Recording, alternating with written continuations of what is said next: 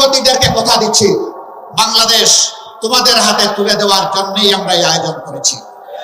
তোমরা তৈরি হও, বাংলাদেশ আমরা তোমাদের হাতে তুলে দিতে চাই। আমরা সাথে থেকে তোমাদেরকে দোয়া দেব, সহযোগিতা করব। সন্তানেরা দেশ চালাবে সুন্দরভাবে, এটি হবে আমাদের জন্য গর্বের কারণ। প্রস্তুতি নেওয়ার জন্য আহ্বান জানাচ্ছি, তোমরা প্রস্তুত হয়ে আসো। শুধু চাকরি কেন, চাকরির খোঁজ না করে নিজেই কিভাবে দেশটা গড়বা, চাকরি দিবা, সেই ব্যবস্থা, সেই চিন্তা এখন থেকে মাথায় লালন করো। আমরা ওই শিক্ষাই তোমাদের হাতে তুলে দিব, যেই শিক্ষা একজন মানুষকে মানুষও বানাবে, আবার একজন দক্ষ কারিগর বানাবে ইনশাআল্লাহ। এই 54 বছরে স্বাধীন বাংলাদেশের জনগণের লালিত স্বপ্ন অনেকটাই বাস্তবায়িত হয়নি। দৃশ্যমান কিছু উন্নয়ন সাধন হয়েছে, আমরা তা অস্বীকার করব না।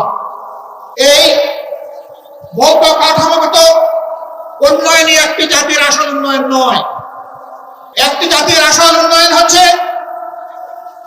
এই দেশ এবং জাতির মধ্যে ন্যায় বিচার বা সামাজিক সুবিচার আছে কি নেই।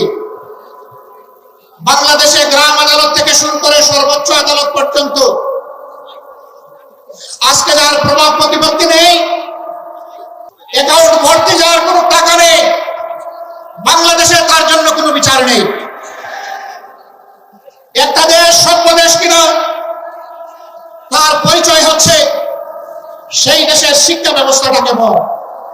কিন্তু স্বাধীনতার 54 বছর আমরা দেখে এসেছি, বাংলাদেশের সর্বোচ্চ বিদ্যাপীঠ ঢাকা বিশ্ববিদ্যালয় সহ অসংখ্য কলেজ বিশ্ববিদ্যালয়ে আমাদের সন্তানদের লাশ পড়েছে, রক্তে ভেসে গেছে, গাজার মদের আসর বসেছে, আমাদের মেয়েদের ইজ্জত নিয়ে টানাটানি করা হয়েছে, অস্ত্রের ঝঞ্ঝানিতে শিক্ষা প্রতিষ্ঠান অস্থির